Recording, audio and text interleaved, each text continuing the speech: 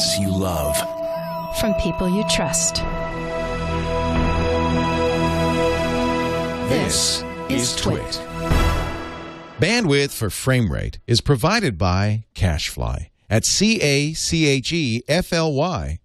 This episode of Frame Rate is brought to you by Squarespace, the all-in-one platform that makes it fast and easy to create a professional website, blog, portfolio, or online store. Check out their new commerce solution so you can start selling stuff immediately. For a free trial and 10% off your first purchase on new accounts, go to squarespace.com and use offer code FRAMERATE4.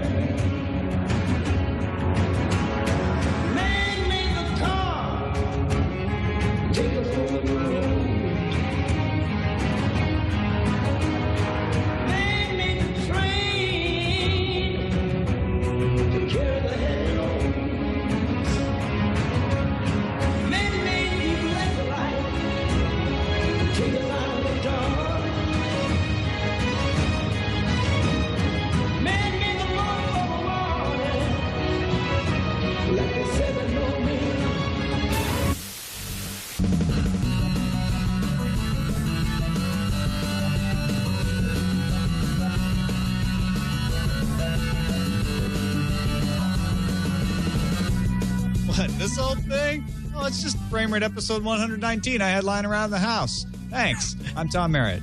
Dude, 119, that's like a really high number. There's no way we've done enough of these. Hey, guys, I'm Brian Brushwood, and that, of course, was the godfather of dragons, Mr. James Brown, hardest working man in Westeros. Cal Brown. Cal Brown. I like it. Oh, now, Cal Brown.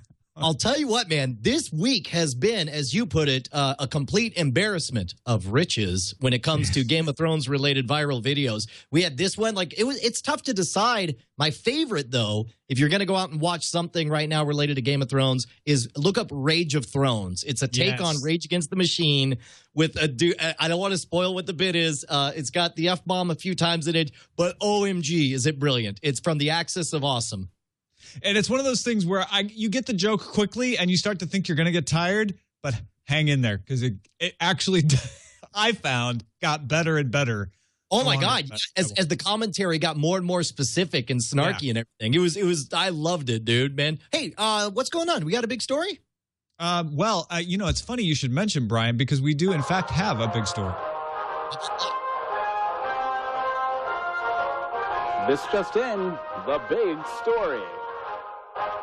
National Association of Broadcasters are meeting in Las Vegas, Nevada, as we speak, in a conclave like witches brewing up what broadcast entertainment will be like for you. And Chase Carey is the chief operating officer of News Corp, gave a keynote this morning and said, hey, you know what? We don't really like this Aereo business.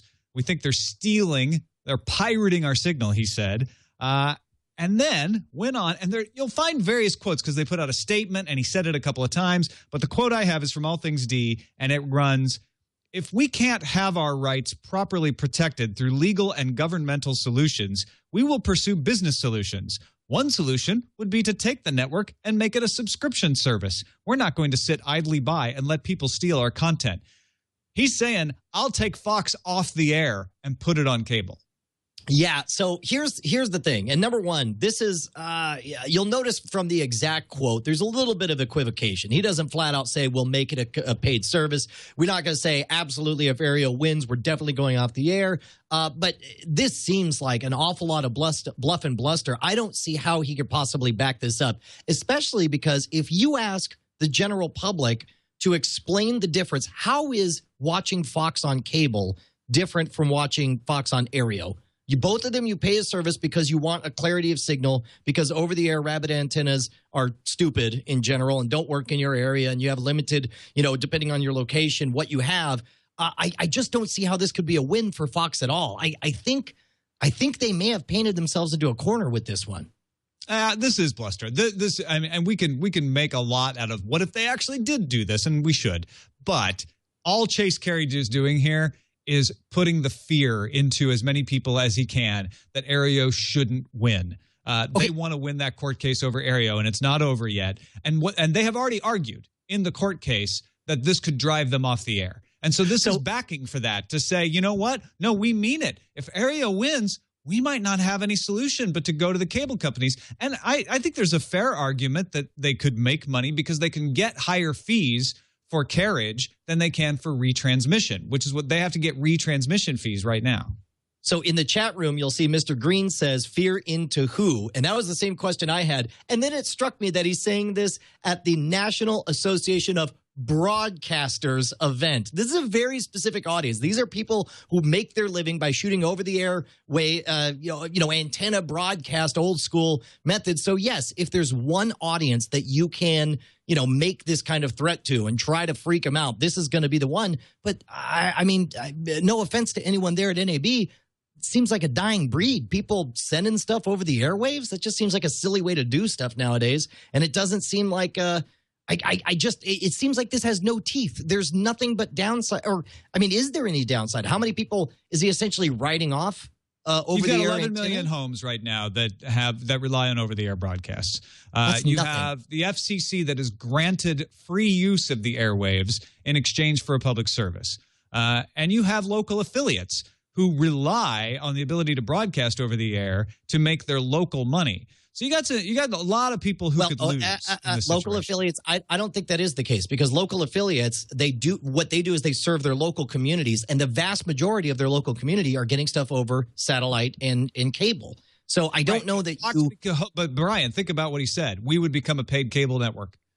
Why would you need a local affiliate then? Well, then that's yeah.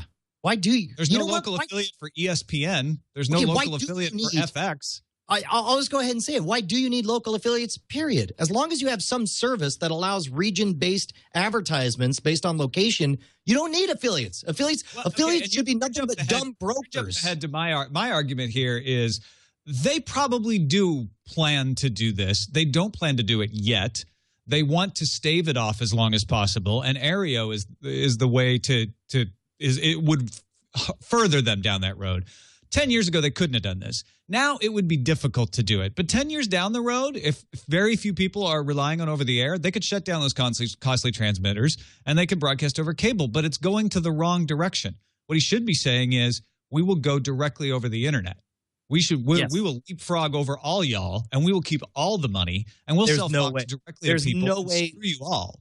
There's no way they could even talk that way, though. There's too much deep entrenchments. I mean, this bizarre, perverse patchwork of different kludgy ways to get to all these people. Oh, these people over the air. These people through cable. These people we bounce it off a satellite. These people we send it through IP pipes. There's a reason we have this ridiculous, stupid place, and it's because everybody has their own little fiefdom, and they all have their own agreements. They all want their own thing. There's no possible way that Fox could even talk that big. I mean, it's huge. What if Aereo, to be honest, I'd be okay with this. If Aereo's legacy was that they got Fox to shut down broadcasting, and then everyone else is like, yeah, why are we broadcasting? And everyone shut down, and then all of a sudden we had a more efficient thing, and then all of a sudden the FCC is like, why do we have all this reserved bandwidth not being used when nobody broadcasts anymore? And so they opened it up and they auctioned it off for some kind of public use. That would be fine with me. I'd be okay with all of this. So weirdly, like, the more I think about it, the more I listen to Fox's crybaby pout fest, I'm going to take my ball and go home. I'm like, good, all of you should. I can't think of any reason why broadcasting Spectrum over the air is a good way to do things. Right. I mean, it's a great thing for people who are cutting the cord, because they can get the broadcast networks for free over the air, and they can get a higher quality uncompressed signal. There are a lot of positives to over-the-air broadcasting. If it's not a good business for Fox, then they should get out of it. What I don't like in this quote is, if we can't have our rights properly protected through legal and governmental solutions. And that's where Aereo comes in. Aereo's saying, you know what these guys are going to do? If we beat them in court, they're going to go to Congress, and they're going to get a law passed that says it's illegal for Aereo to operate the way they're operating. That is what bothers me. If all it was is Fox saying, well, gee, you know what? If Aereo succeeds, it just won't make business sense for us to broadcast over the air. I'd be fine with that too. I understand. It's like, yes, Aereo is taking advantage of something that made perfect sense when there were only 4 networks and they all broadcast over the air, or 3 networks, depending on what period of time you're talking about. And so they could have a massive enough audience that they could make all their money on advertising. That's not the solution anymore. These days, over-the-air broadcasting is sort of this legacy that they do kind of as a public service, kind of to beef up those ad numbers. But the majority of the money is coming through cable. It's coming through transmission fees. And Fox is probably tempted by that idea of saying, you know, we could keep most of the audience, still sell advertising, and get carriage fees out of the cable companies. That seems like a pile of money if Aereo is going to undermine us. I think that's all bluster. But what they're going to do is they're going to use all of this fear that they're creating right now. They're going to use anything that Aereo wins in court, and they're going to go to Congress and say, see, they're ruining television. We're going to have to cut off our over-the-air broadcasts. What will the grandmothers of America do? Even though that's BS, that it's great, but that's what they'll say. They'll make it sound like, oh, the poor and the elderly, and they're the ones who will be hurt by this. You have to pass a law to preserve our business model so we can keep broadcasting. That's exactly where this is going. It has nothing to do with us following business interests, which actually would make sense to me. This is a tougher one to try to put a sunny spin on, but if I may try, because in general I hate this, like going to use the hammer of law to use the government as your own personal group of bullies to get your way to protect your little slice of the pie instead of being out there competing in the real world. You know that drives me nuts. However, I will say that I don't think they have the juice. Let's say they do pressure Congress. With any luck, I mean, you get consumer ad. It's clear that what America wants is to watch what we want when we want, and it's clear that broadcast doesn't do that anymore. And it's clear that we're seeing a sea change right now. If Fox I said goes, 11 million households earlier, it's 22 million households. It's 11% of the populace, and it might as well continues be to go. 11 people as far as I'm concerned. Here's the thing: it continues to go down, but with cord cutting, antenna sellers, we've talked about this. Antenna sellers are seeing an uptick in sales. Sure. So we may have a lot of people out there that are relying on over-the-air broadcasts and still subscribing to cable who would be very upset about this as well. So here's the one good side that might come of this is if this actually gets put out as a public policy debate where all of a sudden, you know, let's say they go and they petition Congress and Congress turns to America and says, I don't know, is this something you guys want? And of course, that's not, you know, that's a very rose tinted glasses version of how it happens. But if we can spark a debate on this, then I think they'll find that America flat out doesn't want it. And if they give them some kind of protection, all consumers will understand one thing. Somehow you're making it harder. As annoyed as I am with having to program DVRs and learn what channel things are on and use stupid virtual keyboards on stupid set-top boxes, they're going to hear one thing. Fox went to Congress and made your life more annoying again. And it's like, actually, sadly, I don't think that's what the story will end up being. I wish you were right. What the story will end up being is Fox went to Congress and preserved over-the-air broadcasting so you can continue to get the channels that you love. Well, who knows? I can't predict. I can only hope. But, man, this thing sure did blow up today, though. My Twitter feed exploded with people with this thread of, like, taking their ball and going home. Boo-hoo, Fox. Get over it. Yeah, and honestly, this isn't going to happen. This is going to be used as leverage, but it's not. It is not going to happen within the next couple of years. It's not going to happen anytime soon. Agreed. We have another big story that involves a former COO of News Corp. Stop everything. It's another big story. Hulu is looking for buyers. We talk about this all the time on Frame Rate. And the story is out there now that one of the buyers is former News Corp COO and president Peter Chernin, who now runs the Chernin Group. They're investors in things like Pandora Media. Chernin Entertainment has produced TV shows like Terra Nova or The New Girl, Rise of Planet of the Apes. And now apparently they've made a $500 million bid for Hulu. Now, News Corp and Disney, who co-own, along with Comcast, but Comcast doesn't get to say anything because they bought NBC. They co-own this, and they want about $2 billion. So there's a big gap between what apparently Chernin is alleged to have offered and what apparently Disney and News Corp are alleged. Do you think that this is maybe a bid that essentially says we don't want to buy the whole thing, but we will buy one of you out? Because that's been the big split. We've talked about on the show before how News Corp, of course, wants it more protected, pay to get in, and then everything's pretty much free. Whereas was it the Disney side of things that wanted more advertisement and like, no, let's make it more available. Let's just do more ads in there, make it more like television anywhere. Do you think that that's what it is? And my follow-up question is, do you think there's any chance that the fact that this guy was the former COO of News Corp or Fox or whatever it was, that maybe it gives us a hint as to what direction they would go should they take over? I think yes on the second, no on the first. I don't think there's any chance that either one of these companies stays in with somebody else. They either want to have the whole thing to themselves or they want to get out altogether. What the $500 million to $2 billion distance is about is negotiating for those licensing agreements. The whole sale of Hulu hinges, from everything we've been reading, on getting long-term licensing deals so you can keep those television programs coming that make people actually want to use Hulu. What I do think you're onto something about is this idea of Peter Chernin saying, hey, I helped architect Hulu. I was pals with Jason Kilar before he left as CEO. Maybe Chernin is thinking, I know how to make Hulu work. Let me buy it. Let me take it over. And let me, I don't know, maybe bring Jason Kilar back and let's get this thing going. The other oddity to consider here, Brian, before you respond, is that Providence Equity Partners had a $200 million stake. Well, they had a stake in Hulu, and they sold it for $200 million based on that $2 billion evaluation. You know what they happened to do right after that? They invested $200 million into Peter Chernin's Chernin Holding Group. Hold on. Run that by me again. Spell that out for me like I'm a 5-year-old. Providence Equity Partners owned part of Hulu. They sold it back to Hulu for $200 million, walked the $200 million across the street to Chernin's house and said, hey, can we invest $200 million into your company?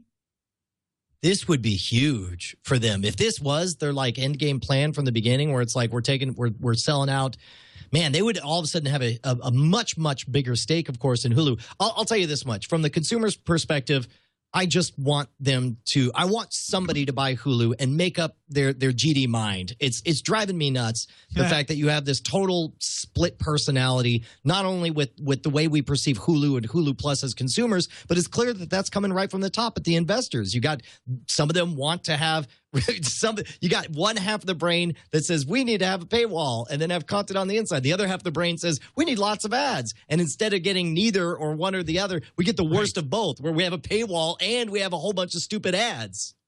I think you're getting probably a glimpse of Jason Kilar's daily life when he was CEO of Hulu, just tearing his hair out about that. How amazing would that be, though, if Jason Kilar comes back and all of a sudden he's just, he's got the full backing of his investors. He's not fighting with anyone from the inside. And all of a sudden we saw his true vision come to Hulu. How quickly would you turn around on Hulu as a service and fall in love with it if that happened? Suddenly Hulu Plus said, hey, guess what?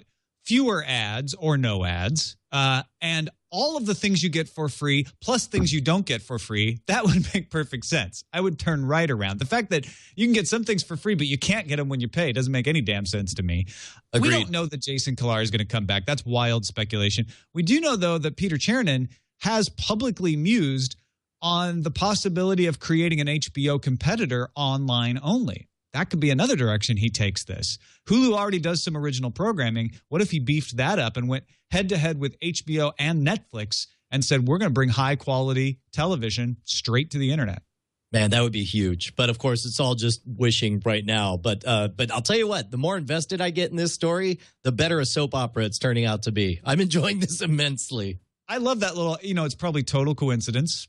Or not. But that whole Providence Equity thing, it's like Providence Equity looking at the writing on the wall like, I think we're going to take our $200 million and give it to Chernin. We'll talk to you guys on the other side once this is all cleared up. Yeah, sure. Dude, that's crazy. Right. Hey, man, do we have yet another big story, which was... You took the words right out of my mouth. It was as if you knew what I was going to say. Tuck in your bootstraps. It's yet another big story. You may have heard that Disney laid off everyone at LucasArts, shut it down. No more LucasArts games. Most importantly, shut down what was easily, previous to the Disney buyout of Lucas, it was the single Star Wars project that I was most excited about was Star Wars 1313, a kind of an underworld on Coruscant story that they were telling. I was super excited about it, and I was really bummed to see that go. And of course, LucasArts has people understood was that another round of layoffs was announced throughout ILM, Industrial Light and Magic, and also LECL. LECL is the division that houses the IT training and support services. Later that morning, so the layoffs have affected about 300 in technology and overhead. Lucas Online, which includes StarWars.com, also heavily impacted the rest of the company enough that it triggered the Federal WARN Act, and that means that at least 30% of the workforce was let go. Interesting. I was sent by one of the folks who works there this Flickr set that's being done by one of the CG artists there who works on the Clone Wars. Just asking everybody before they pack up and leave to come by his studio and get their picture taken on their way out. Kind of putting a human face on the shutdown. Yeah, I'll tell you this, and if you get the chance, you should take a look at this. We'll make sure to put this this Flickr account in the show notes. But it's a weird thing because when you're genuinely being let go, you know, you're of course entering a whirlwind of emotions and looking at their faces. And again, they're not meant to be like, look how sad everyone is. You know, I'm sure they took a picture of just people doing whatever they do. And you got people smiling, but behind the smile, you can see kind of like a who knows shoulder shrug there. A little wistful air, yeah.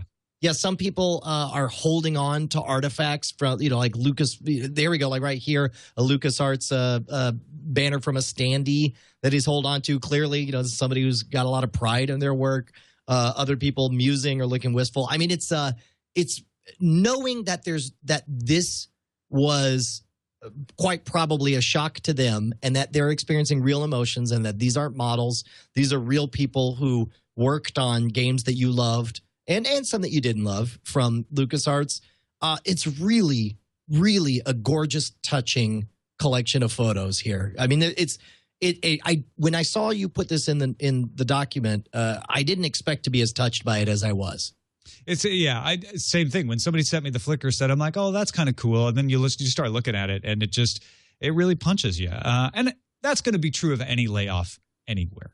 Yeah, and we should point out also, like as far as the ILM and the layoffs and stuff, they've made as part of a clarity of vision. You know, Disney's made some calls that at least I have loudly applauded. You know, like indefinitely shelving the Star Wars detours and getting, you know, slowing down on the 3D-ification of prequels and all of that stuff. Like, they're focused on telling better stories, and I think it's the right decision. But then you realize, you know, and even ending Clone Wars, even though that was a well-liked series, that's a lot of people who work on that show, and there was no way. One of the quotes said, there's simply no way for us to absorb them and put these people to other work. This is more staff than we could possibly use for what we want to do with the franchise. You know, and that kind of adjustment is a bummer, but ultimately I think it's right for the property, and I think Disney knows what they're doing. But you know, on the meantime, it kills me that one of my all-time favorite video game companies gets shelved in the midst of all that. Well, and Disney was laying off people in their own divisions back in the fall before they acquired Lucas. So yes, this probably isn't a surprise to anybody who's following the company. However, there's something about it that just makes me say, yeah, okay, businesses have to tighten up. They have to be efficient. When you acquire a company, you're going to, I mean, I don't remember if it was the WARN Act, but it was a plant closing that I went through when Tech TV laid me off because Comcast bought us and didn't need the full staff of Tech TV and G4 when they were going to merge them together into one. On the other hand, that is a lot of talent at LucasArts that I can't imagine somebody wouldn't have found valuable. Well, that's my next phase here, because look, these people aren't dying. They're not going to go home and then never create again. You know, when you think of LucasArts, everything you loved about LucasArts from previous to 15 years ago, even within the last 10 years and before, it's all Tim Schafer. And Tim Schafer is now creating independently with nobody to answer to except for his Kickstarter backers. He's able to create more of his awesome Tim Schaferness. Somewhere in there are a half dozen Tim Schafers who made the things that we like, and you know, they will now have the opportunity to go independent or to join other teams or to finally run with their nutty idea that they've been sitting on for 4 years but never had the chance to go for.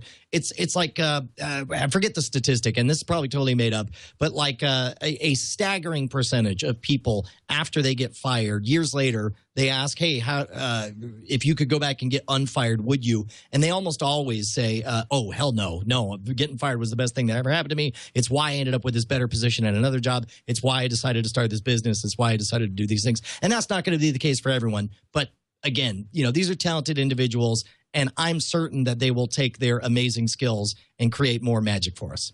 No, and that's very positive of you to say, and it's a good way to look at it. I do think that they're losing something, though. There's an organization, there's a pattern of work that happens when you have all those folks working together, and not to diminish what you said in any way. You know, they are talented folks who are going to go off and do awesome things.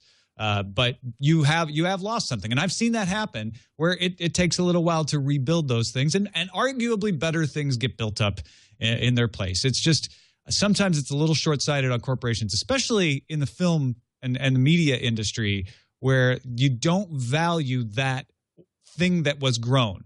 They only look at people and intellectual property, and that's how they make their decisions. And I think they may have overlooked something valuable there. That's all I'm saying.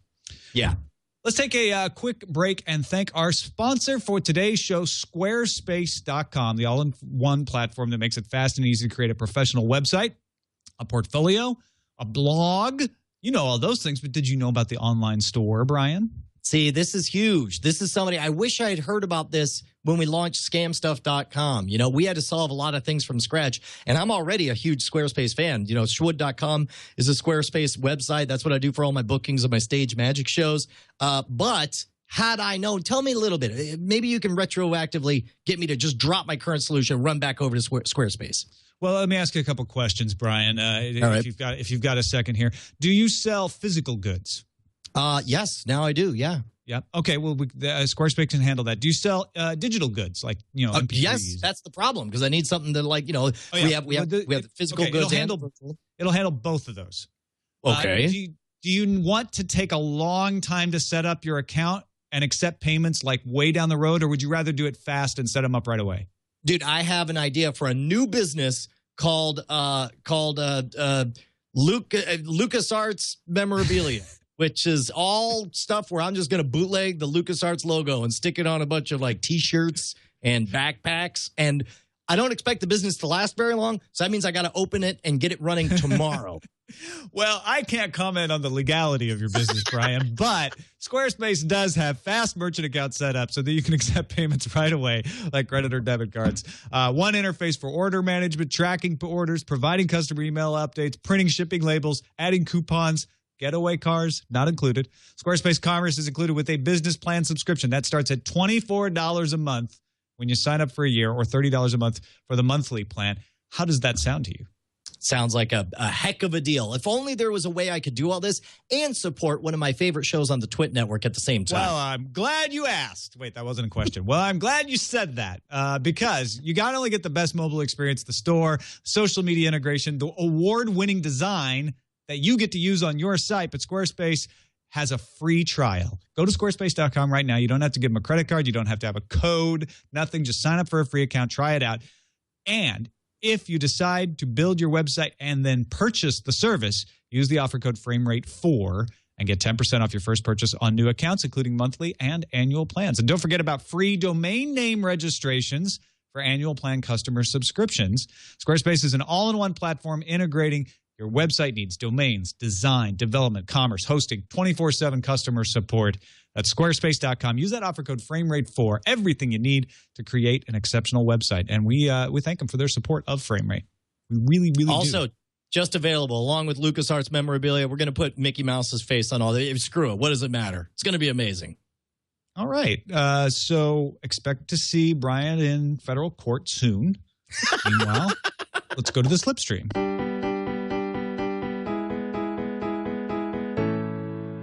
Are you an RDO user, Brian? No, but I hear amazing things about RDO. Like, what is it that attracts you to it? Is it the social aspect to it or the ease of streaming? What is it? I think it's the fact that my wife uses it and bought a family plan. And so you're just getting, well, and to be honest, that's honestly why I use it. and to be honest, I'm the same way. I'm not into the subscription music stuff that much, but she has a service and she loves it. And so it's not that much more expensive to throw me on top of it. Yeah, well, and I'll be honest, like that's the reason I'm still on Mog, and it's entirely inertia. Like they sponsored Scam School a while ago, set me up with a free account, and then yanked the free account after a month. And I was like, well, I was using that, and I bought it, and I've just continued to use it. So I'm purely inertia on Mog. But hearing everyone say nice things about Rdio and hearing about their new service, which I assume you're about to tell about us right now. It's all long tease into, we didn't mean to go this long talking about Rdio, but Video is now available for premium users of Rdio. So if you're already an Rdio subscriber, or if you become an Rdio subscriber, you get access to Video. Now you may think, that's great, subscription, television and movies, sign me up. It's not. Video is really just a competitor for Vudu or iTunes or the Amazon store. It's online movies and television shows, and frankly, great selection. They've got all the majors on board. I mean, you can get The Walking Dead, you can get The Hobbit already to buy or to rent. There is an iPad app. There are more apps, they say, on the way. Otherwise, you got to watch it on the web. So it is really in the early stages. And there, I guess the big play is the social aspect of it. It's like, well, you'd use this instead of another service to buy your movies and TV shows because it keeps it, you can use your Rdio payment system to pay for it. So you don't have to set up a new payment system. And you get to follow all your Rdio friends as they use it and see what they're watching and share what you're watching, all that sort of thing. Yeah, man. Dude, it sounds epic. And yes, it's not, of course, the magic solution that we keep wanting, but it's another step in the right direction. And a competitor to an iTunes would be just fine by me. There's also a service now launched from Warner called Warner Archive Instant. It is available on the web and on Roku, of all places. It's a little wonky how you get it installed. You have to actually pay for the service to get it on Roku. You can get a 2-week free trial, though, if you sign up online. And it's movies and TV shows from the Warner Brothers archive that aren't licensed anywhere else. So it's a lot of old stuff, 77 Sunset Strip, old John Wayne movies, Spencer Tracy movies, Cary Grant movies, stuff like that. But if you're into the classics, these are things that aren't public domain, but are classic movies and TV shows. Well, and this is a move we have not seen. I can't think of. I cannot think of a distributor as big as Warner Brothers who's made the decision to become a consumer brand for direct distribution like this. Now, granted, this is a very timid toe in the water to get started by taking the back catalog and the old stuff. You're going to get a few hardcore film buffs to jump in on this, but I mean, this could be the kind of thing, if this proves successful. Let's say if subscriber demand outpaces their expectations, this could be the kind of thing we could start seeing Me Too's, and all of a sudden it becomes harder to justify the existence of a Netflix or a Hulu when all of a sudden content creators and owners are selling direct to consumer. $10 a month. You have to really want it, I think, at that price. But because it's more expensive. Yeah, that's more expensive than Netflix to begin with. Exactly. But what Warner Brothers is doing is saying, let's take pretty much everything in our library that doesn't have any license restrictions. So it's not your newest movies. You got some stuff from the 90s, but it's mostly old stuff. And it's not any of the television shows they've been recently producing for networks because those are all tied up in other digital deals. But everything that they wholly own now, they're like, let's try to monetize this. Let's see what happens. And so this is one to keep an eye on. I think you're right. Yeah, no idea if this is going to be a good idea or not, but I'm glad they're at least trying stuff. I mean, it's better than the sitting around and crying and talking about going to Congress that we've been seeing from everyone. Yeah, right. Let's take a look at the tube tops today.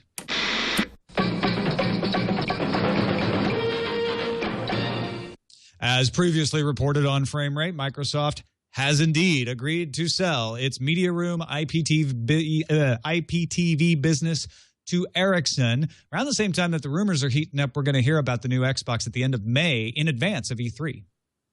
Yeah, I honestly don't know that I could offer any commentary or speculation that we didn't already cover on this one, outside of to say that it's mostly I'm just glad to say, remember we talked about this? Well, it happened.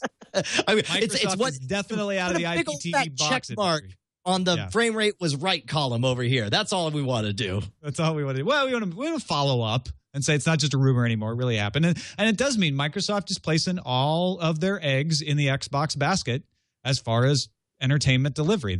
They've given up on the MSO model. And that kind of does tie back into our conversation earlier of like, hey, you guys, saying like, I'm going to take my network off the air and take it to cable is a little bit behind the curve if you're forward looking. Meanwhile, Sony has also announced. Oh, sorry, go ahead. Well, I was just saying, meanwhile, everyone's leaving cable to go to direct digital, of course. Yeah. Sony has announced a $700 media player and distribution service for 4K. Now, they announced a couple of more affordable 4K televisions, and by affordable, I mean they're less than $10,000. I think the 55-inch one is $5,000. The 60-inch one is $7,000. But the $700 player comes with 10 free 4K movies and will allow you to take advantage of the Sony 4K store that will be launching in the summer and providing access to even more content. You've heard me say this a million times. I just don't understand the idea of content pushing 4K displays. We don't even watch our movies in the movie theater in 4K. Why on earth would we want 4K movies in our home where it wouldn't matter? And I want to ask the folks at home, in the feedback, send to fr@twit.tv. If you're the one guy out there that I haven't met yet who's like, no, seriously, 1080p is not good enough. I need 4K to watch my movies in, my Lawrence of Arabia, so I just marvel at it. Framerate@twit.tv. Let me know if you're that guy, but also let us know if you're somebody on my side who's like, no, I could care less about movies, but I do want to play my video games in 4K, and I do want to have a 4K, cinematic display for my computer so I can stop using 2, 3, 4 monitors for it. Yeah, I mean, when you think about it, these are all the arguments people were having in 2002, 2003, right? Why would we spend that much money on HD TV when there's no content for it? However, you hit on the one difference is everyone agreed that it looked better. Everyone agrees that 4K looks better, but only at, say, a really large size like 80 inches. So is it going to sway people? I think it still is. There's lots of things you can do with a 4K TV, picture-in-picture stuff, zoom-ins, that may be a little gimmicky right now, but somebody is likely to come along with a great reason for it, and video games is one of those great reasons where you can have a 4K video game that really does look incredible. So I'm still on the other side. I'm still saying, like, yeah, it's just early in the game. 5-10 years, we're going to be seeing 4K TVs in all the stores. That's what everybody's going to be shopping for. It's just the way of things, because you'll be able to do more and it will look more and the prices will come down where it's not crazy expensive anymore. All right, so one little bit of rampant speculation here. We talked about broadcast bandwidth not being used. What are the odds that we see as some kind of rejiggering, like 4 VHS or VHF channels all coupled together in order to stream to shoot out 4K content? Is there any chance we're going to see something like that? Might more likely be UHF channels, but sure. That's an interesting thought. Like, would somebody just, as Fox abandons its airwaves in the future, snap up a bunch of channels and start broadcasting in 4K? I almost feel like it's the opposite. Like, we're headed to the internet, and somebody might try that, but I don't think it would be terribly successful, because the people who really want 4K are going to be beefing up their bandwidth. They're going to be going for gigabit freaking Google Fiber like you're going to get there in Austin, Texas. It's gonna be I can't believe we forgot. We should take a quick moment to mention this. We didn't. It didn't become official until today, but Austin, Texas was officially announced as the next location for. It wasn't officially announced yet, was it? No, there's a press release out. If you go to I think it was ARS Technica or someone had the actual press release, like it's announced, but tomorrow they're going to give up the details on how they plan to roll it out, that kind of thing. So it's as official as it's going to get right now as of recording. Although that would be hilarious if it turned out to be a big fat lie and then we look like idiots on our show. But yeah, nowadays they're reporting it as official as can be right now. So do you think you're too far away? Oh yes, no. I assume I am. I'm technically still within the Austin city limits, but I am miles and miles away. I've already gone to work on Bonnie, saying, "Look, I love this house. I love this neighborhood. I love our school district. I love our neighborhood and kids or whatever." But seriously, sometime in the next 2 years, we're going to move closer to town. Like, there's no way I could handle having dealing with Time Warner, knowing that Google Fiber is only 10 miles away from me. There's no possible way. We'll have to move. Yeah, so expect that official announcement at 11 a.m. Central Time, Tuesday morning. And if it's past that time, you can go find it because it will have already happened. And last tube top, just PlayStation 3 to last week got the Epix channel. Epix is a subscription movie service from several different movies. I think it's Lionsgate and a couple others banded together. It's a cable channel, though. So you can't buy it on the internet. You have to have one of the participating cable companies, and you have to subscribe to it through the cable company, and then you can get access to it over the internet. So it's kind of like HBO Go, but it's now available for the PS3. Well, but they also do a neat trick where what's the PS service where you pay for the online stuff? PS Plus, I want to say. That's probably wrong. Right. PlayStation Plus. Yeah, PlayStation Plus. If you have a PlayStation Plus account, you get a free movie once a week from Epix, whether you have the Epix subscription or not, which I thought was an interesting idea. That's true. They weren't clear if they get to decide what the movie is or you get to decide what the movie is. I assume they decide the movie, but still, I think it's an interesting way to kind of get outreach for them. And let's wind up Tube Tops and move into Film Valve, I guess.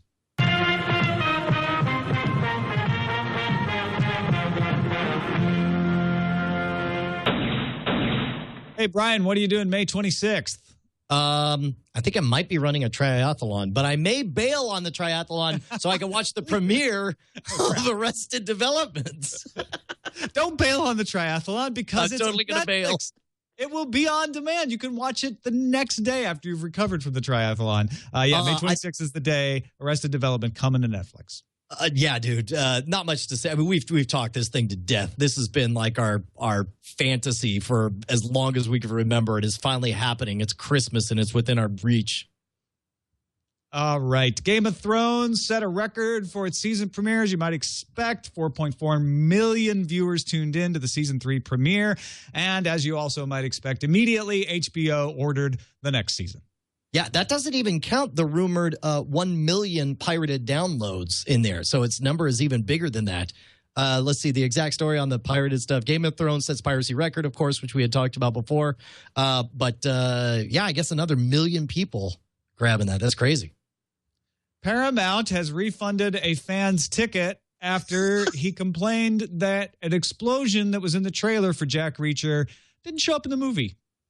Even though Tom Cruise was there, he's like, that explosion was really the key for me coming to see this movie, and I didn't see that explosion, so I want my money back.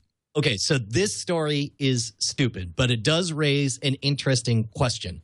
At one point, like his complaint is, I went because the advertisement promised something and the movie didn't deliver. Now, in this case, it was really stupid. It was one explosion that was in some edit that got cut for time or for content or whatever. And so Paramount was like, you know what, here's your $5 back, whatever, get lost. But at what point does it cease to be stupid? At what point can somebody, because there have been ads that market movies very, very differently from what the movie actually is. You see an ad, you're like, oh, I think I'm going to go see this kind of movie. And instead you get something very different. Like, which is the greater sin? Marketing a movie that uses the actual clips, but selling it as something that is not, like a rollicking comedy or whatever, or using footage that isn't in it, but at least being authentic to what the movie is. And I think we can all agree that the greatest sin is if you're to use footage that isn't in the movie in order to promote the movie as something that the movie is not. That obviously would be the worst of all worlds. But I can't decide which of those is the bigger annoyance to me. Yeah. And in Paramount's defense, they gave the guy his money back. Sure. They didn't quibble over it. So now does that invite a bunch of people to start going, actually, that brief scene of John in the trailer was the reason I wanted to see this movie. So now I want my money. I mean, because they make the trailers based on unfinished versions of the movie, and stuff hits the cutting room floor after the trailer goes out. This stuff's going to happen sometime. Well, and you also, this is a different angle on it, but almost all the trailers that you watch use music that's not in the actual movie. They want music that reminds you of movies that are similar to it, which is why you'll hear the Terminator 2 soundtrack in the background or something. Or I remember watching the ad, this is in the 90s, watching the ad for Universal Soldier, and they were playing the soundtrack to Total Recall in the background. It's like they want to use that music that you're somewhat familiar with that you don't quite know in order to sort of tell the story. So, is that good or bad? I don't know. Yeah.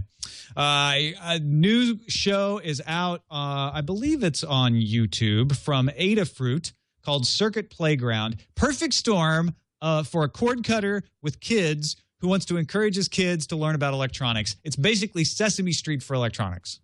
Yeah, I sat and watched this whole thing. I enjoyed it. I wish that this was on a distribution channel that my kids would naturally discover, because it functionally, as far as how it looks and plays, it's just as entertaining as any of the other kids show junk on PBS. Only it covers cool engineering kind of stuff, and I got to learn a bit about amperes, which was awesome. A is for Ampere, first episode. Yeah. So you don't have a good setup for them watching YouTube stuff, huh? Well, I don't trust it. I'm never going to leave my kids unsupervised with YouTube. There's just no way for them to not accidentally click on something that looks like for all we know, they could click on this, and the next thing they click on is Wonder Chosen, and then I'm a terrible parent. Or that's probably a bad parent. House of Cards coming to Blu-ray and DVD June 11th. This is for your friends who aren't cord cutters, who don't even want to pay for Amazon or to pay for Netflix. They can actually buy on demand a good old-fashioned disc, a plastic disc of House of Cards. I'm okay with this entirely, because at first I was like, irony, right? But then I thought, well, what if my father-in-law doesn't have Netflix and I want him to experience this because I think he'd like it? I literally have no legal way to give it to him. And then I just started thinking of, or what if I live out in the country, I have bad bandwidth, and I've only seen a low-res preview of it, and I just got annoyed and shut it off. And so I decided I'd watch it when I could watch it in high fidelity. So there's a million good reasons why this should exist, although my first instinct was to bark with laughter at it. Well, on the other hand, there is probably a DVD available for every other single thing on Netflix, right? Sure. So what's the difference? I mean, the only difference here is that Netflix got an exclusive on it for the first several months. Well, and also, I guess, here's what I wonder. I wonder if this is available. Let's say you don't have Netflix instant streaming. Can you get this disc now and have them mailed it out to you so you can experience it? So, yeah. Why not? Yeah, that's a good point. That makes sense. The show Axe Cop is coming to television, and it has a date now, July 27th, Sunday's late night, part of their Adult Swim competitor. Maybe it'll be available over the air, maybe not, but it will be on Fox on July 27th. Brian, you're going to be watching. I know that. Well, yeah. Okay, so here's the thing. Jump to the middle of this if you can, Chad. I was wondering if this would work as a real show. And it seems to actually work. Will you help me? Only if you tell me how you think I'd look with a mohawk and a handlebar mustache. I'm no videologist, but maybe this VHS tape can tell us what happened to your father. I am the Queen of London, England. And I am Dr. Doo-Doo. I'll chop your head off! Today, I will make the... And I believe they used Ethan in the voiceover at the very beginning. It's so authentic. I mean, I don't know if they're going to land it or not. I hope so, because Axe Cop is one of my favorite things of all time. If you haven't read the comics of Axe Cop, of course, it's as it started, it was written by a 5-year-old, drawn by his 29-year-old brother. And of course, obviously, the kids are older. There's documentaries written about their relationship and how they write this stuff. There's, of course, motion comics that are available on YouTube. But to take it and make it a story, because there's certain things they have to do to spit polish everything. But it looks to me like they kept the heart of it. And I'm going to continue to watch the hell out of this thing. Definitely the trailer made me feel like I was watching what I expected when I heard what I wanted to expect anyway, when I heard Axe Cop was going to be made into a television show. Yeah. So far, so good. Let's see what's premiering this week. Premiering this week!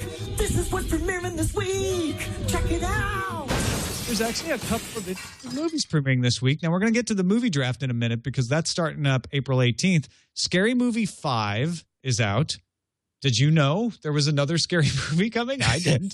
It's weird because I thought you said there were some good movies coming out. Right. No, that's interesting. Disconnect sounds like a good one. It has Jason Bateman and Alexander Skarsgård in it, directed by Alex Rubin, exploring the destructive potential of the internet in an ensemble drama.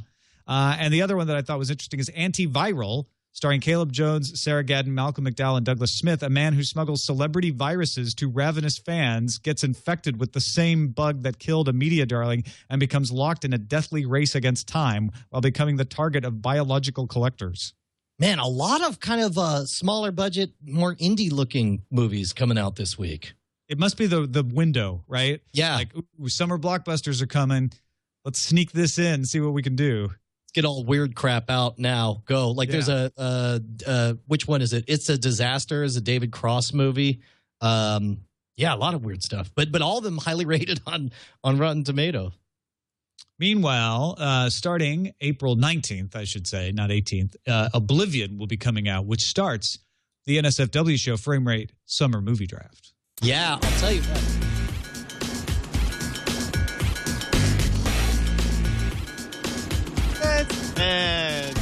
Just for now. That's definitely 2011. Oops. 2 years old. That's a good one. We have a new weekly bumper that we'll throw in here shortly. But dude, I'm going to say this. As far as like, I've always, as much as I love doing the movie draft, the episodes of NSFW where we have the movie draft always feel like these relentless, grueling slogs that aren't very funny because we're all like genuinely trying to defeat each other in this game. But having Ali Spagnola join us and do all the bumpers and her acting as auctioneer made it a total blast. It's easily the most entertaining movie draft we've ever done. And this is the most interesting movie draft. I have no idea whatsoever over who's in the best position. A lot of them you have at least a good read. You're like, oh wait, I think we are good. But like every single player, Tom, Brian, Justin, Cargill, Scott, and Sarah, I could see any one of them winning. It was funny at the end of the movie draft in the post show. We kind of sat around going like, well, you know who I think has really got the edge here? It's so-and-so, and we talk about why, and then all of a sudden the next thing you know, but really, that makes me think the person who has the edge here is Brian, and we just kept cycling through, and by the end, I think we had given everyone the edge at some point or another. Yeah, I agree. So let's take a look real quick. We won't go through all six of us, but let's talk about your movies and mine. You spent $95 of your $100. You got After Earth, which I think really has a good chance to blow up. Monsters University, which is a safe bet. No Pixar movies made less than like $220 million. The Heat, which I don't know anything about. The Wolverine, I think, is a solid $150 million. The Heat is the Sandra Bullock comedy. Oh, that's right. That'll be close to 100, I think. And Planes is your wild card. Planes is where you can make or break. Planes could be like everyone is expecting so little from it, but the fact is they're throwing the word cars all over this thing, which they could do because they own Pixar now. Do not disabuse anyone of the notion that this isn't a successor to Cars, because it totally is. Oh, okay, this is full disclosure, says the owner of Planes. I got Oblivion, which my first movie comes out. I paid $14 for it. I think it'll definitely make $100 million, but there's a while it was predicted to make $140 million. I don't think that's where they're at now. Iron Man 3. I got for $46. It's the most expensive movie in the draft. I also think Iron Man 3 has the chance to be the biggest money maker the entire summer. If it can ride the wave of essentially looking and sounding and feeling like Avengers 2, then it's big money for Iron Man 3. I think you're going to make big money with that one. Yeah. Despicable Me 2, which I was thrilled that I got. Grown Ups 2, I vastly overpaid for. However, they are already. Have you noticed on YouTube you can't go anywhere without seeing Grown Ups 2 ads? No, I haven't noticed that. Oh, okay. Maybe it's just me and my personal life. Maybe because you've been searching for Grown Ups 2 so much since the movie draft. Maybe the algorithm was watching the NSFW movie draft and it knows that I own it. And I got The World's End. I don't know if that's going to do anything. But, man, really, really exciting. This is a good one. I don't know if we still have openings for Chat Realm players, but if you go to draft.nsfwshow.com/form, you can check nsfwshow.com. That's right. Oh, and it looks like it is open. I'm looking at it right now. It looks like draft.nsfwshow.com/form. Let me throw it on the screen there. You can actually compete with your own. You basically spend $100 of your own dollars using the prices that we set on there, and then you compete. It's a lot of fun when you have a dog in the fight. Yep. Let's talk about what we're watching.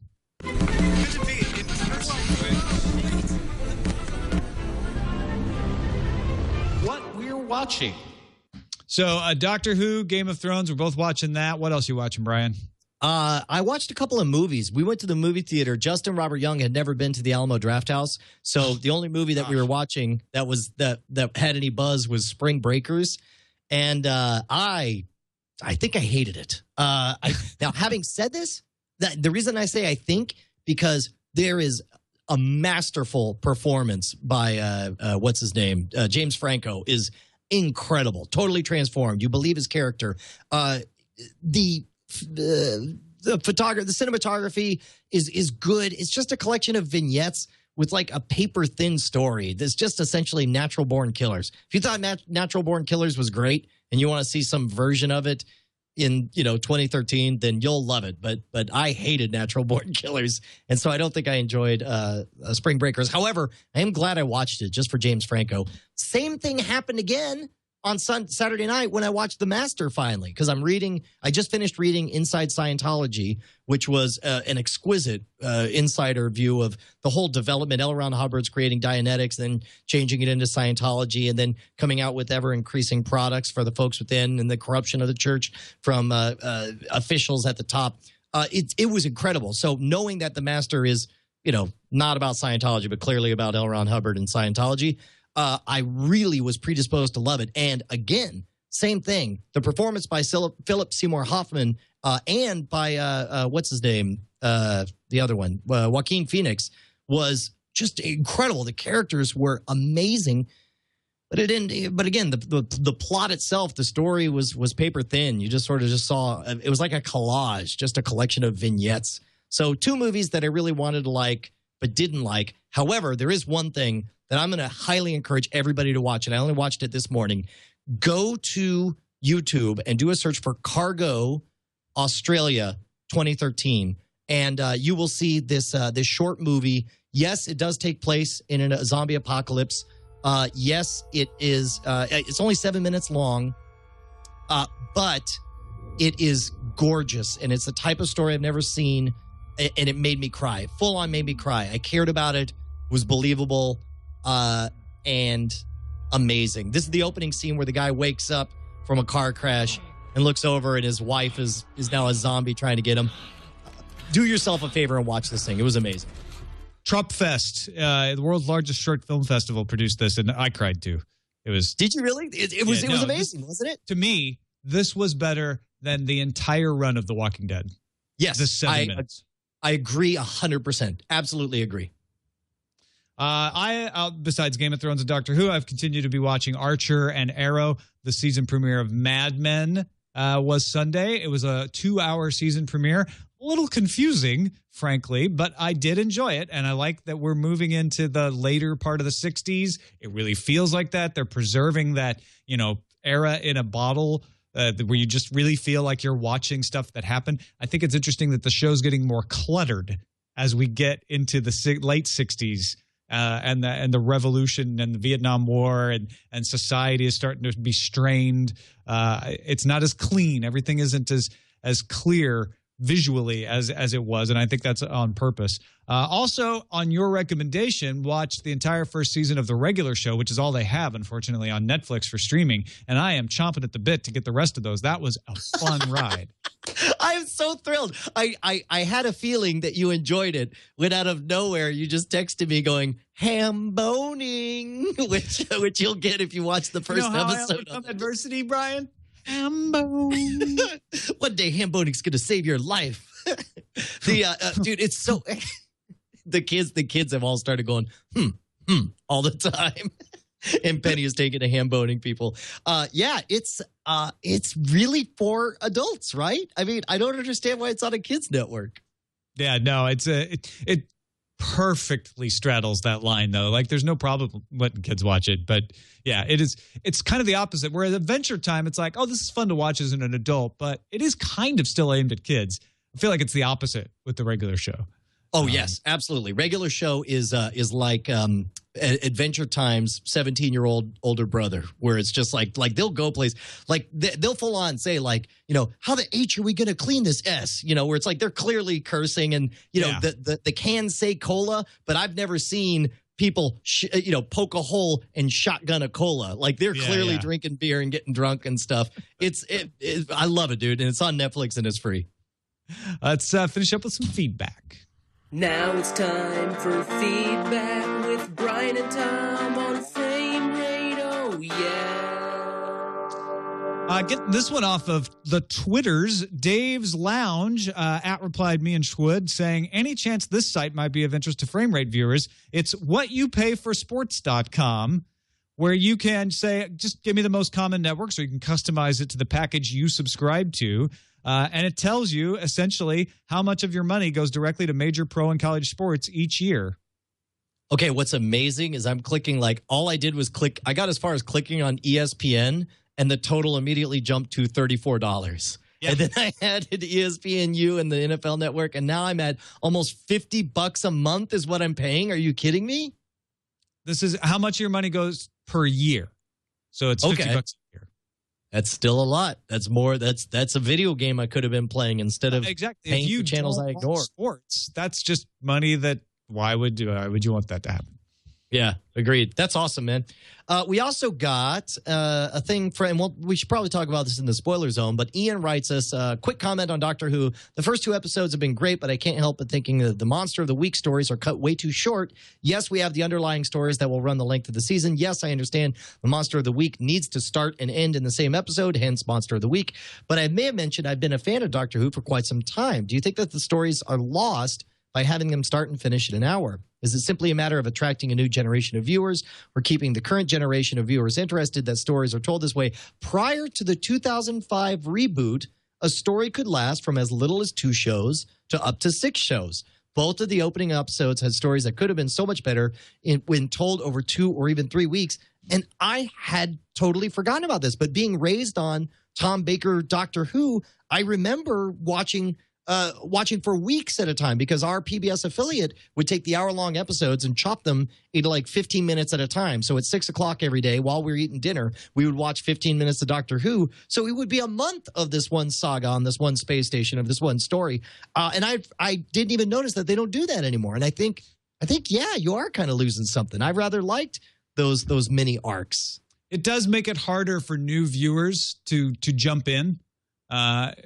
With Doctor Who being in in those long story arcs, it was a lot of times people would tune in. I know this happened to me when I was a kid. You'd tune in the middle and you'd be trying to piece together what are the parts I missed? With the Monster of the Week stuff, there's still some story arc stuff that you might have to piece together, but you can enjoy an entire plot. It's the classic argument of Monster of the Week versus the story arc. We all love the story arc better when we've invested the time to get up to speed on the characters and the basic premise, because that just is a much more fulfilling story. Yeah. We got one more from Ken here. You want to read that one? Yeah. Ken takes you to task saying, Brian brutally criticizes Walking Dead for the meandering pacing. That is what he praises about Game of Thrones. I think the difference is that Game of Thrones is heading in a definite direction. We pretty much all know Daenerys will one day claim the Iron Throne. That's not spoiler. That's just his speculation. No one knows that. Not even maybe George R. Martin knows, but he'd be the only one. And I want to see that happen, and I'm enjoying the ride. I don't see a satisfying out for The Walking Dead. I haven't read the comics, but they either eventually die in a plague-infected world or they find a cure. One ending is depressing. The other is about as satisfying as the War of the Worlds. Is that why, do you think? No, I'll say this much.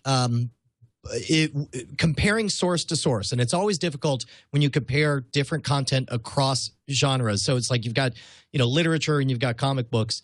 I would say flat out Game of Thrones is a better story than The Walking Dead. But The Walking Dead as a comic book explored a space that had never been explored before. What happens to society when everything goes to crap, and where does everything rebuild?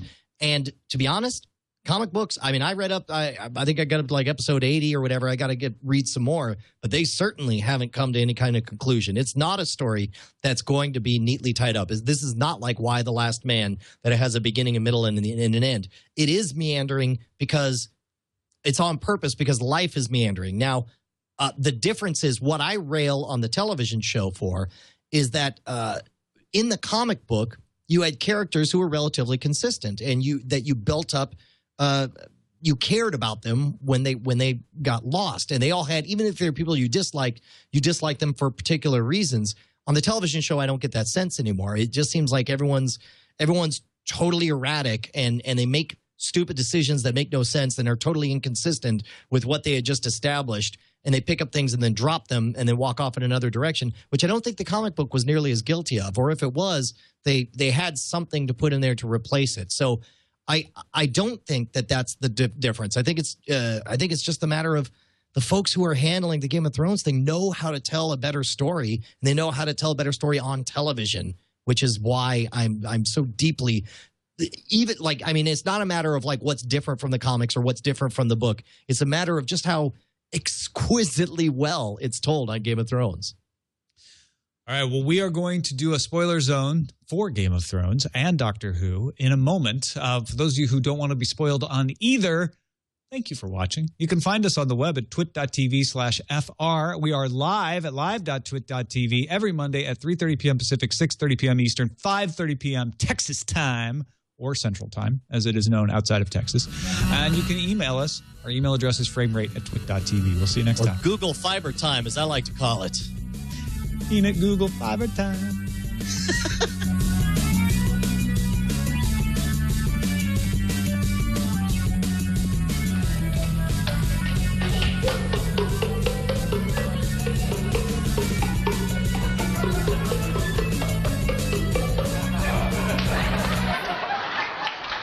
And that's some good ham boning. Ham boning. Silent Breed is people!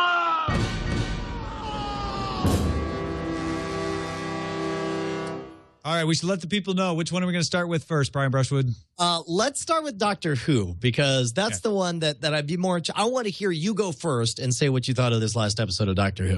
Doctor Who first, and then we will get to Game of Thrones. So we'll try to wave our arms frantically for the video viewers. Yeah, when you see us both lean out of frame, so we both vanish, that means we're going to come back and reset. Audio and viewers, you're on your own. So sorry. Yeah, sorry, bud. You just got to flip. Okay, so Doctor Who, this is our getting to know Clara episode.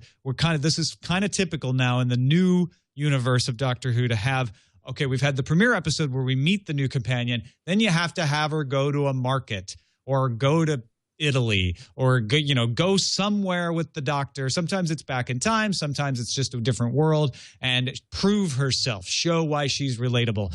And that's why I feel this is at once has some of my favorite scenes in Doctor Who, and has also got some of the slowest moments, and I have very mixed feelings. The speech that the Doctor gives about the Time War, I'm a sucker for that stuff. He has tears. Matt Smith has tears rolling down his face, and I did too. I was like feeling his pain. And the speech that Clara gave after that I thought was great. The kind of meandering with the child was cute. I was okay with that. How we got across the gap, though, I was totally lost. I have no idea. Like none of that made any sense. I was not hooked by that. I was like, where's the danger? Oh, I guess I'll just accept that that's the danger since you told me it was. But otherwise, I'm not feeling it. What about you? This is the trade-off of having somebody defeat Grendel only to discover that his real enemy is Grendel's mom. The trade-off there is you spend a bunch of time explaining why you think you could take Grendel, and then Grendel's mom being a whole giant sun that is going to consume everything.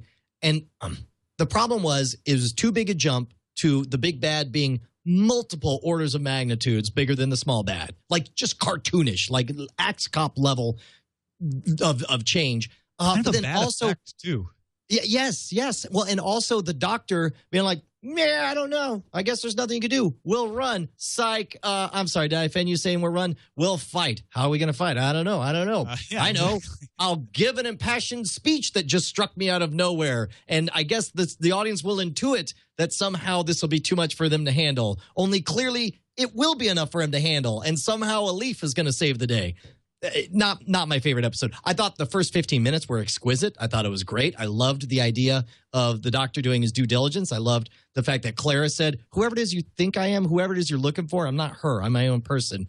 And then, essentially the Doctor and the audience is like, we'll see about that. Hang on. Don't rush to judgment. But the actual big bad itself, I was pretty disappointed in the last 15 minutes. I mean, even as pretty as the speech was at the end. I actually see. I loved the speech. If I could just excise that, both speeches I thought were moving and kind of the reason I love the Doctor as a character. But I had to just love the speech in a vacuum, and literally a vacuum. I don't know how they were breathing on the cycle on the way over. That's a whole other thing. But from the moment that she stopped singing, I'm like, why did she stop singing? And now why is she over there? And like none of that made any damn sense. And it was just like, oh, that's grandfather. That's great. Like, just, I agree with you. That middle part was just a mess. Yeah. And also I was disappointed because I thought that part of the way they would define Clara was that she's not Amy Pond. Amy Pond's narrative was one thing. I wanted to run away my entire life. And finally I got to. The fact that Clara's walking around with a book, called 100 Places You Should Go, and the fact that she picked such a pedestrian place, show me something amazing, like predictable. I really, especially after the Christmas special, and especially how they introduced her way back with the premiere of this season, I thought that she could be a character to be a rejection of Amy Pond in every way, but instead we're seeing her follow in the footsteps too many ways, which kind of drives me nuts. Yeah, I hadn't thought about that. That really didn't bother me, probably because I hadn't thought about it. Maybe it will now that you've pointed that out, because I see what you're saying. I did like the leaf thing. I thought that was, maybe a little schmaltzy, but the idea of a society whose currency is based on nostalgia. That's actually a very Japanese thing. So I thought they could have explored that more. And then when she gave up the leaf at the end, that would have been a bigger punch. As it was, you kind of had to work yourself up about it. Like, oh, right, that's the leaf. Right. They did, again, that middle just kind of left you empty. All right, you want to switch over to Game of Thrones? So we'll lean off camera. Here we go. Ready? 1, 2. And Game of Thrones. Oh, so did you notice there were no naked people in this episode? Well, that must be a mistake because I thought we were watching Game of Thrones. I wasn't sure I was watching Game of Thrones. Was this Merlin? What was it? No. I guess that's what happens when you have enough going on that you don't need to cover up any exposition time. Right. What do we see? You can actually just tell a story. Did we see anything from Daenerys at all? No, we did. We did not see Daenerys in this episode, which I loved the Daenerys. So a little bit of disappointment there, but you can't get every character in every episode. Although she's a really important one, so would have liked to. I'll tell you what, though.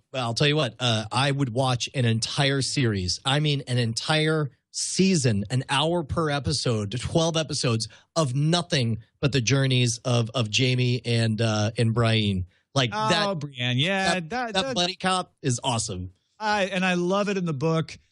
I don't think they eclipsed the book in its execution, but it was good.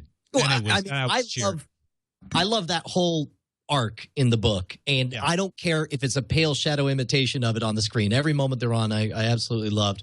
What else do we have? Well, we had Jon Snow, but not much. We actually, we had no Daenerys. We had just a couple of touches of Jon Snow, basically being lectured to. Yeah, Mance Rayder, but it's good because you get some FaceTime with Mance Rayder. He becomes a guy who earns your respect as a viewer. Not that any of us had any doubts that Joffrey was a raging jerk, but it was hammered home. The difference is instead of Sansa, who has no idea how to deal with him, you have Marjorie, who knows exactly how to deal with him. Yeah, that was fascinating to see that whole meeting. Like, no, seriously, you could tell us. What's he like? Is he unkind? I'm talking about when Marjorie was with Joffrey. Oh, no. Well, that's the setup. The fact that they were able to ask and Sansa's able to say, no, he's a raging monster. And then they very calmly are like, oh, okay, well, we know what plays to go with then. I think that's a whole separate scene that I absolutely loved. Not only is that Diana Rigg, Emma Peel from the Avengers television show, but Olenna Tyrell, definitely one of my favorite characters from the books. And it was great to see her, if I want cheese, I'm going to have it now. Now, tell us about this Joffrey. It's okay. You could trust us. And I'm like, Sansa, how do you know you can trust them? So, well, of course, that's Sansa, right? She's like, oh, I can trust you. Well, I guess I'll act like I trust you. So maybe I'm in the perfect situation because I spent 3 full years reading all the books, right? But my memory's just fuzzy enough that it's hard for me to remember the order of things. So has Robb Stark already married the girl from He already broke his vow. Like, did they already get married to the foreign girl? In the book, or definitely in the television show they have, yeah. Okay. But was that the case in the book? I don't remember. The thing about the marriage is in the book, they basically are at River Run, and Lady Stark says, "You did what?" And Rob's like, "I married this girl over here that you never really met. We've only mentioned a couple times, but she's amazing." And you're like, "You shouldn't have done that." And that we really never get to know the woman. They've turned her into a bigger character, which is probably causing some of your confusion. Yes. Also, there's a certain in the books, and I'm going to try to talk in code to not spoil people who are listening to Spoiler Zone. Because you don't want to leak anything from ahead of time, right? Right, correct. There's a certain colored wedding, and I can't remember when that happens and which characters were involved. They have to cross the neck at some point. That's the moment. Okay. Yep. Got it. All right. Well, I'm very much looking forward to that. And that's confusing too, because in the books, they actually go there on the way to the first battles. So we get introduced to that castle and the phrase.